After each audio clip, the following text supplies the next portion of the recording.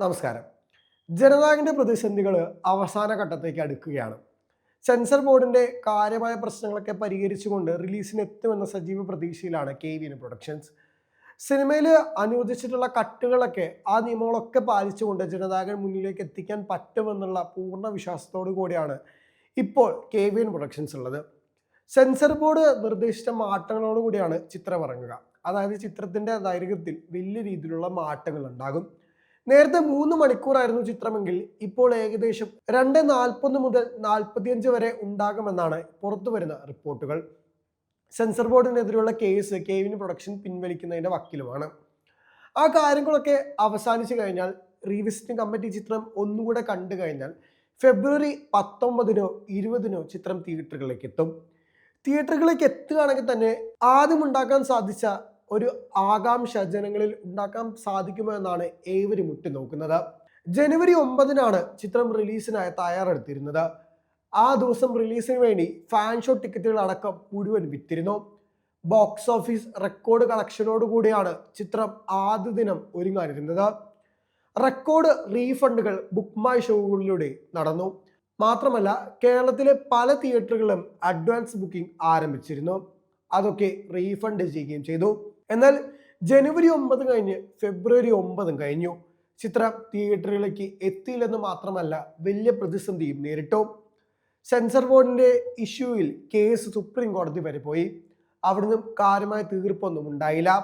Election അടുക്കുന്നതോട് തന്നെ ഈ മാസം മാത്രമാണ് ചിത്രത്തിനൊരു റിലീസ് ഡേറ്റ് ഉള്ളത്. അതിനുശേഷമാണെങ്കിൽ ഏപ്രിൽ 30 അല്ലെങ്കിൽ മെയ് പിന്നെ ജൂൺ എന്നിങ്ങനെയാണ് ജനനായകന്റെ റിലീസ് ദിവസത്തിനായുള്ള സാധ്യതകൾ. വിജയുടെ തമിഴക വെട്രി കഴകത്തിലെ പല നേതാക്കളും ഇലക്ഷൻ നിൽക്കുന്നുണ്ട്. വിജയ് വിസിൽ ചിഹ്നത്തിലാണ് മത്സരിക്കുന്നത്. അതുകൊണ്ട് ചിത്രത്തിലെ രാഷ്ട്രീയ കണ്ടന്റുകൾ കാരണം വിജയ്ക്ക് ചിത്രം പുറത്തിറക്കാൻ സാധിക്കില്ല.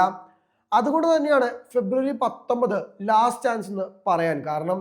ഫെബ്രുവരി 19-ന് ചിത്രം തിയേറ്ററുകളിലേക്ക് എത്തിയാൽ റെക്കോർഡ് കളക്ഷനോടുകൂടെ മുന്നേറാൻ സാധിക്കും. തമിഴ് സിനിമ കണ്ട ഏറ്റവും വലിയ താരത്തിന് മികച്ചൊരു ഫെയർവെൽ ലഭിക്കും. എന്നാൽ ആദ്യ ദിനം ഉണ്ടാകാൻ പോകുന്ന ഓളം തന്നെയായിരിക്കും ഏറ്റവും കൂടുതൽ ആളുകൾ ഉറ്റുനോക്കുന്നത്. കരിയറിന്റെ ഏറ്റവും പീക്കിലാണ് വിജയ് ഉള്ളത്. ഏതൊരു പ്രൊഡ്യൂസറും ഡയറക്ടറും വിജയ്ക്കൊപ്പം വർക്ക് ചെയ്യാൻ ആഗ്രഹിക്കുന്ന സമയം. ആ സമയം വിജയ് സിനിമ മതിയാക്കി രാഷ്ട്രീയത്തിലേക്ക് ഇറങ്ങുന്നു. ആളുകളുടെ ആകാംക്ഷയും അവിടെ തന്നെയാണ്. വിജയ് ഒരു നോക്ക് കാണാനായി നിരവധി പേരാണ് രാഷ്ട്രീയ പരിപാടികൾക്കായി എത്തുന്നത്. വിജയുടെ വാക്കുകൾക്ക് കാതോർക്കാൻ കാത്തിരിക്കുന്നവരും ഏറെയാണ്. അതേപോലെ ശത്രുക്കളുടെ എണ്ണവും ദിനം പ്രതി കൂടി വരുന്നു. പല ദിവസം പലതരത്തിലുള്ള വിവാദങ്ങളും. ഇതെല്ലാം മറികടന്ന് രാഷ്ട്രീയത്തിൽ വിജയ് ശോഭിക്കുമെന്ന് തന്നെയാണ് ഏവരും പ്രതീക്ഷിക്കുന്നത്. അതോടൊപ്പം ജനനായകൻ വെളിച്ചം കാണുമെന്ന സജീവ പ്രതീക്ഷയുമുണ്ട്.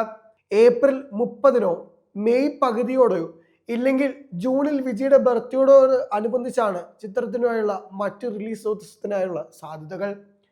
KVN പ്രൊഡക്ഷൻസിന് ഇതിനോടകം തന്നെ ഒരു വലിയ തുക നഷ്ടമായിട്ടുണ്ട്. ആ നഷ്ടക്കണക്കുകളെല്ലാം റിലീസിന് ശേഷം തിരിച്ചു പിടിക്കുമെന്ന പ്രതീക്ഷയിലാണ് പ്രൊഡക്ഷൻ ഹൗസ് ഉള്ളത്.